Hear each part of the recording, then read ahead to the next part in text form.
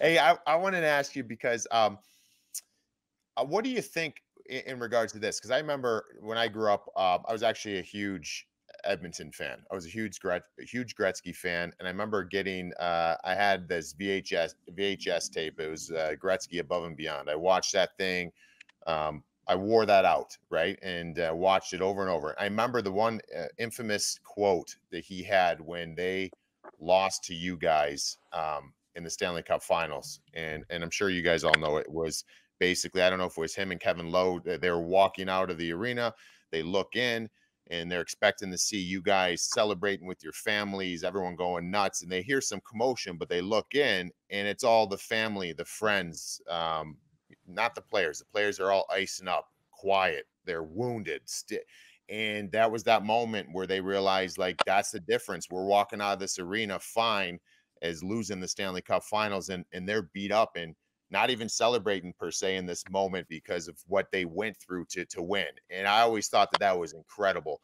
Do you need, and maybe in New York, you had these moments. Let's bring it back to what's happened the last number of years.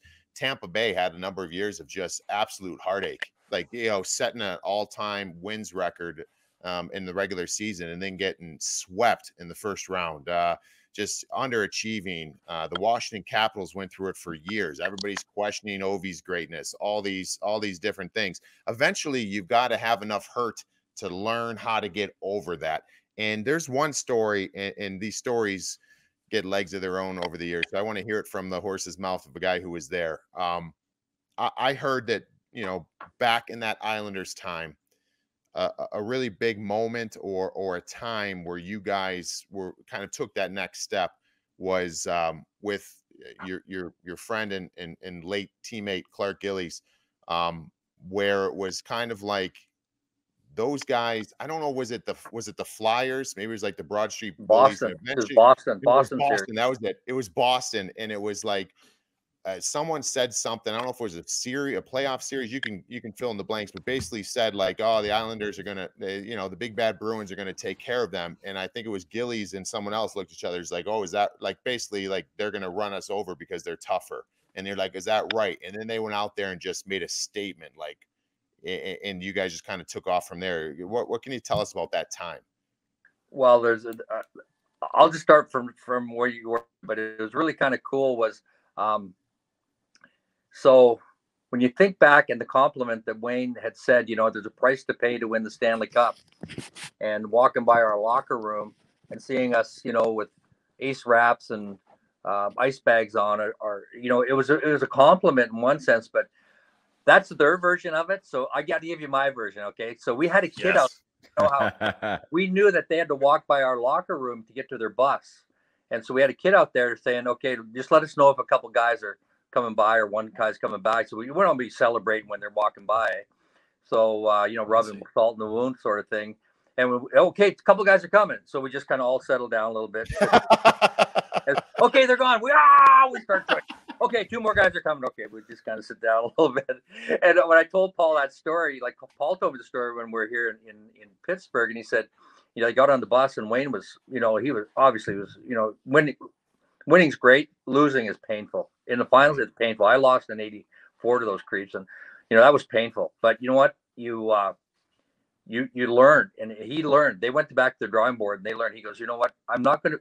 He told Paul Coffey, he goes, I'm not going to feel like I've done anything. I've won scoring champions, but if I don't win the Stanley Cup like Guy Lafleur and Bryan Trottier, I'm now. What a compliment, that kind of stuff is like that doesn't get out there, because Wayne is pretty intense and he wants to win. So yeah, he wants to put up goals. You contribute like everything, but that kid was a great player. So good kudos for him and that Edmonton team.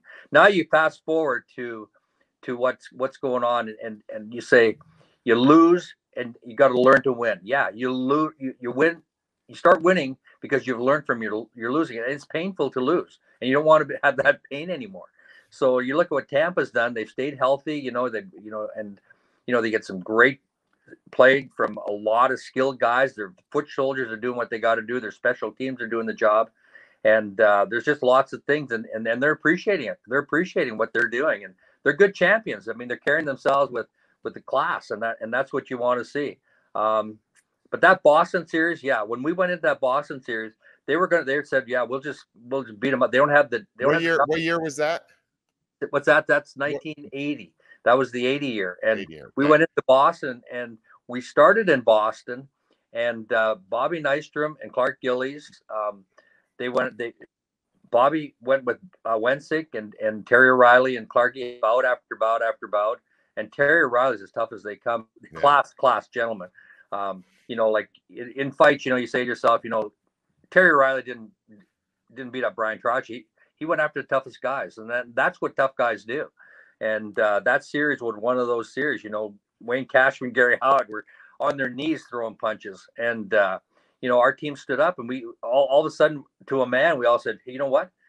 We're as tough as anybody in the league. And all of a sudden, felt like we could play any style against anybody. We just beat LA in the Triple Crown line, end to end kind of fire wagon hockey. And then we go against Boston, a tough team.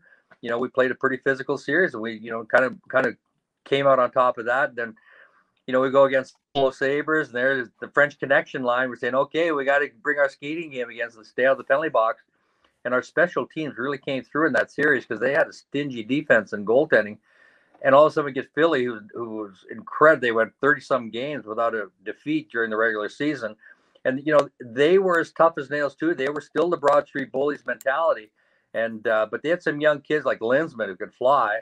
And Brian Propp was putting pucks in the net. So, we had our hands full. And, in 6 games, we were able to, pull it out in overtime. And if that doesn't happen, do we go on? But that confidence of winning that first cup took us to the level where all of a sudden teams are like, we don't know how to beat these guys. They can play any style. And that's how we felt too. It's like, yeah, we might be behind. We'll come from behind, beat you. Oh, yeah, okay, want to play a skating game? Okay, let's go. Let's play a skating game. And it was just a confidence thing after that, and a little intimidation of how teams look at you because you're Stanley Cup champions. And it's a wonderful presence to have, as you know, Mike. It's just really kind of cool because you're kind of you got to strut, but you don't want to strut.